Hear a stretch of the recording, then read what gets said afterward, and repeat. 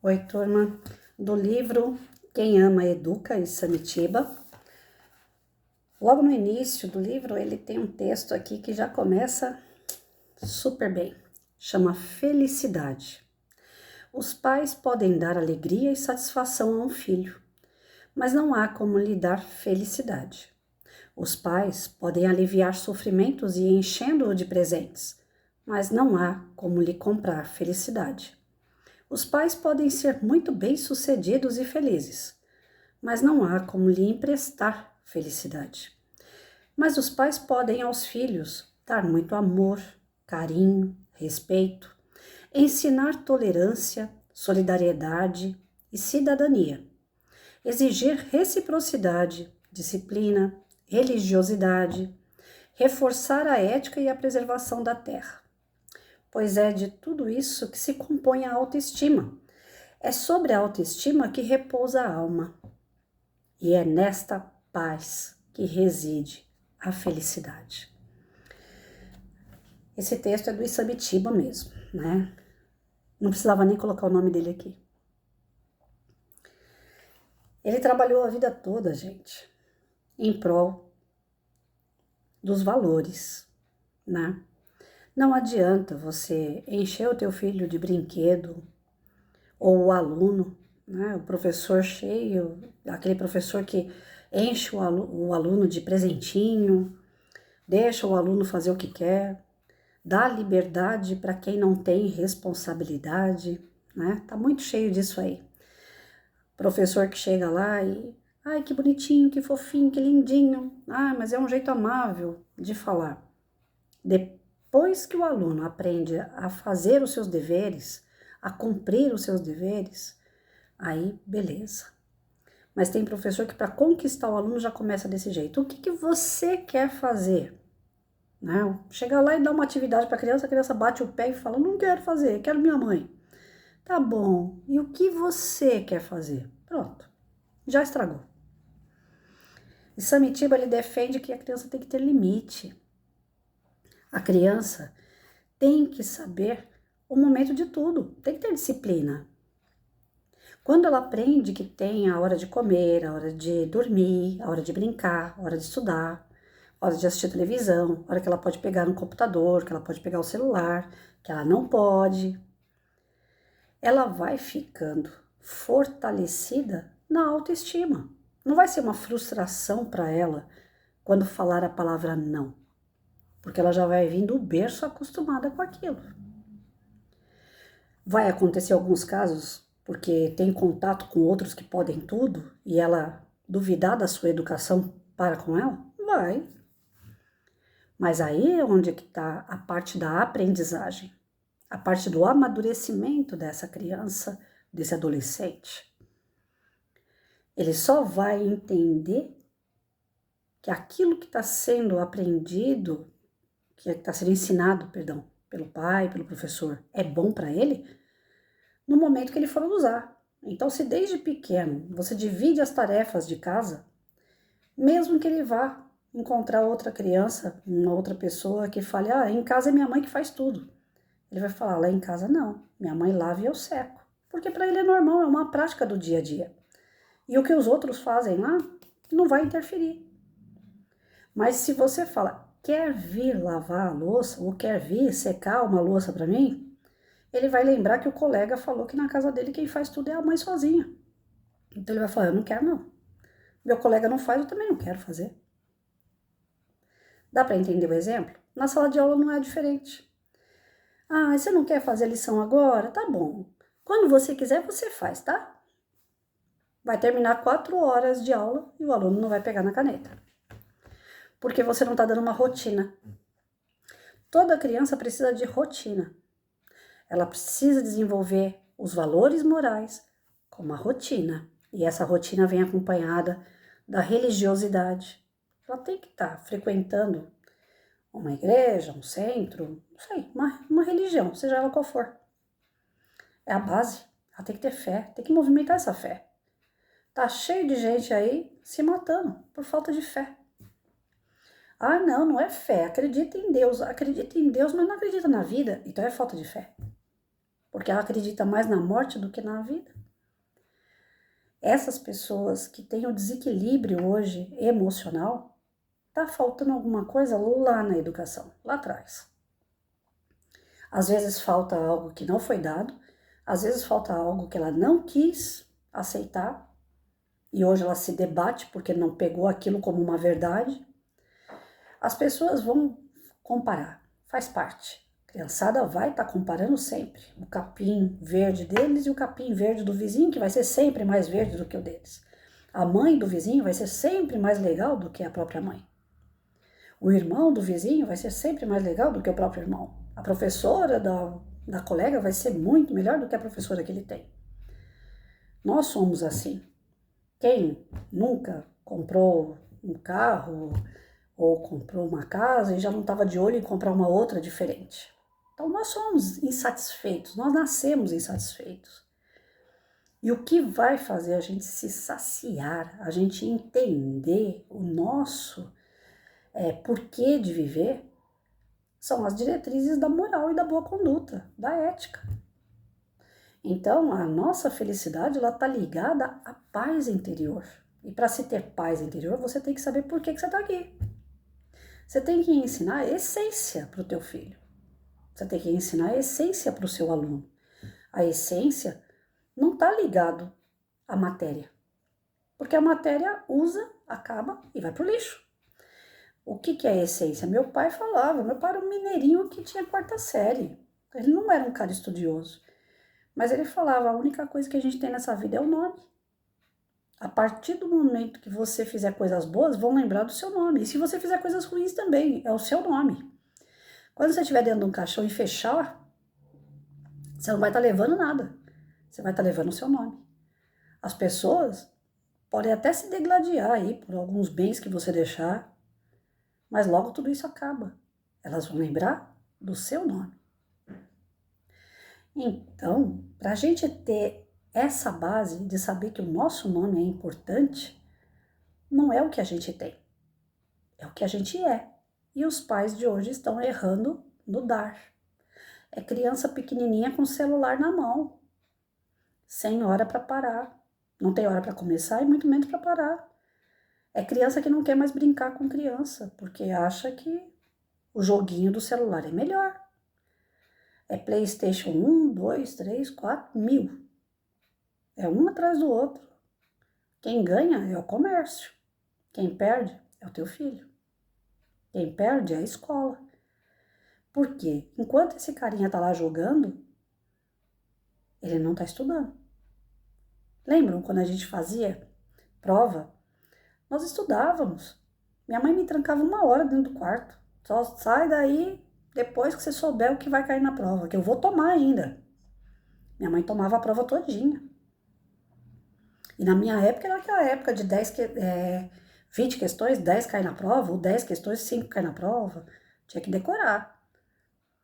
Mesmo que a gente esquecesse tudo depois. Mas era uma forma de estudar. E os pais acompanhavam isso de perto. Hoje você compra jogo que teu filho joga sozinho. Eu cansei de comprar bolinha. Bolinha não, essa eu nem comprava, eu fazia em casa. Bolinha de sabão para brincar com meu filho.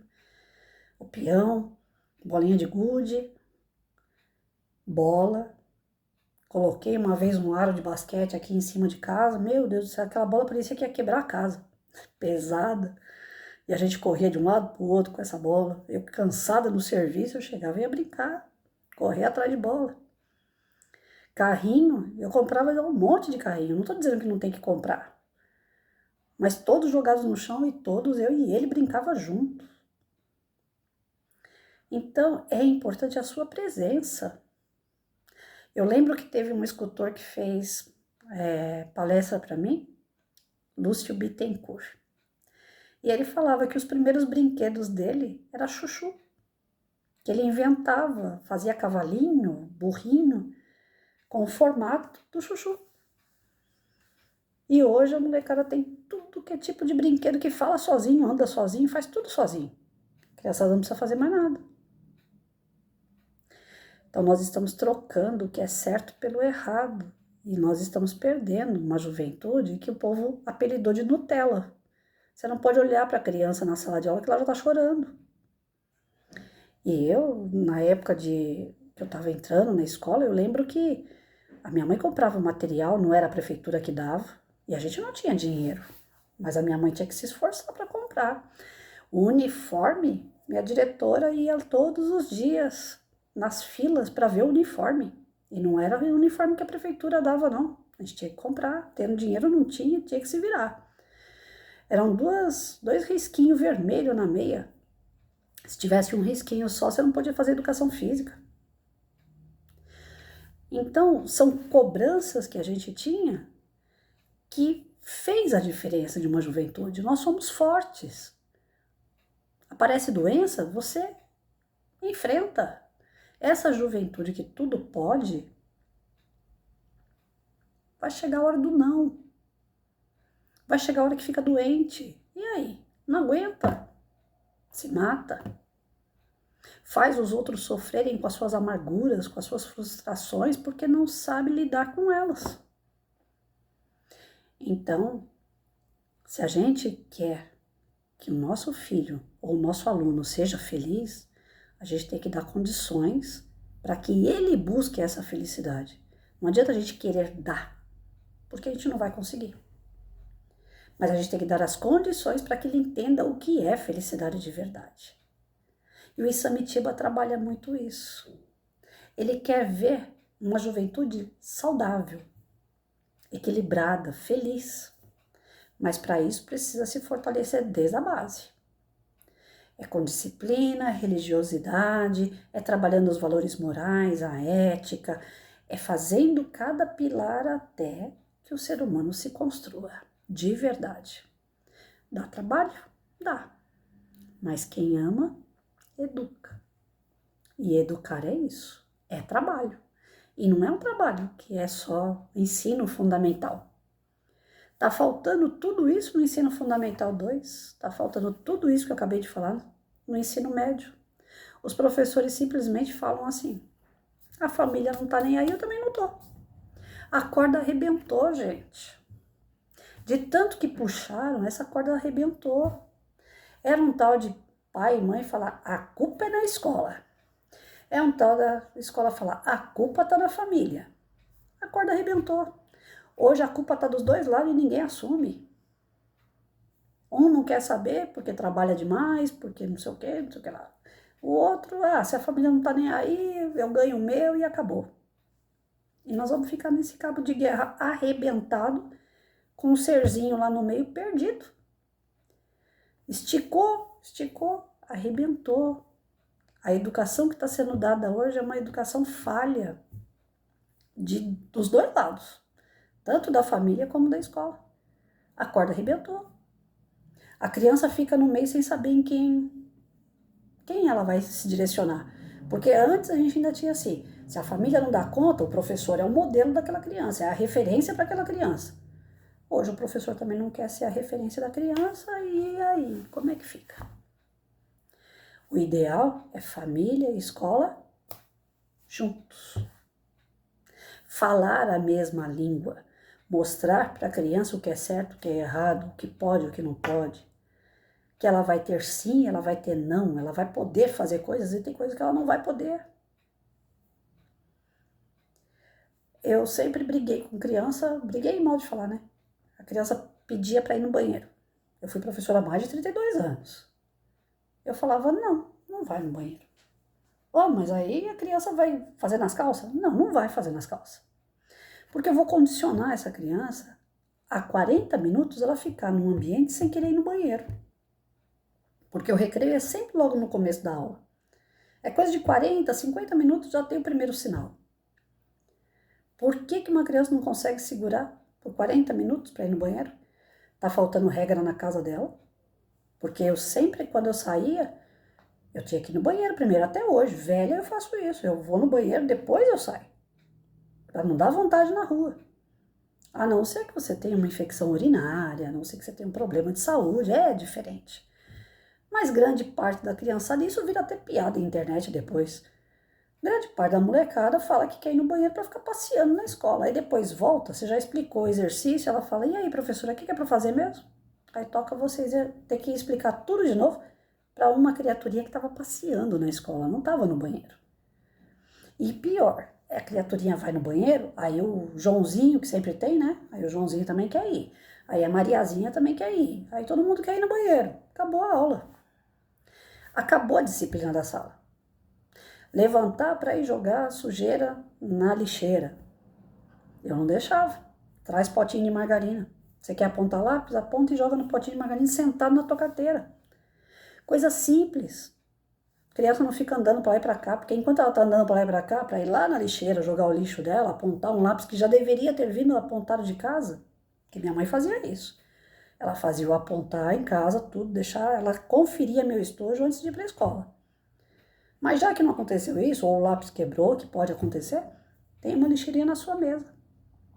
Porque aquela criança que levanta para ir na lixeirinha, ela não está indo só para a lixeirinha. Ela vai para dar um tapa na orelha do colega que está sentado, ela vai puxar o caderno do outro, ela vai cutucar. Porque criança é assim. Então você evita. Quando você começa a ter algumas pequenas atitudes, né? A questão do banheiro, as mães vinham, mas não vai deixar ir no banheiro. Não, não vou deixar. Mas o ônibus daqui, tem um que sai daqui da onde eu moro, o Jardim Pinheirinho, ele vai até o metrô Carrão. São 2 horas de ônibus. Deve estar na faixa de 5, 6 reais a passagem. Eu duvido que, morando num lugar como o nosso aqui, que é de uma região carente, as pessoas vão falar para o motorista, dá para você parar aí para eu poder levar meu filho no banheiro? Eu já volto. E o motorista vai ficar lá no meio da rua esperando? Não vai. Essa pessoa carente, ela vai ter condições de pagar 2 vezes a condição de 5, 6 reais para chegar até onde ela tem que ir? Não vai. Então não é melhor instruir o filho a não ir no banheiro naquela viagem de 2 horas? Se a criança consegue 2 horas ficar sem ir no banheiro, por que numa sala de aula ela não consegue ficar 40 minutos? Alguém me explica essa conta aí que eu não consigo entender. Então são pequenas atitudes numa sala de aula ou em casa que faz toda a diferença na vida de um ser. Se ele está acostumado só com sim, sim, sim, na hora que você falar um não, ele vai estranhar, ele vai bater o pé, ele vai chorar, ele vai fazer birra, ele vai querer se matar. Dependendo da idade, é isso que acontece. Tá cheio de criança de 10, 11 anos falando que quer se matar. Porque são infelizes. Por que são infelizes? O que está faltando para essa geração?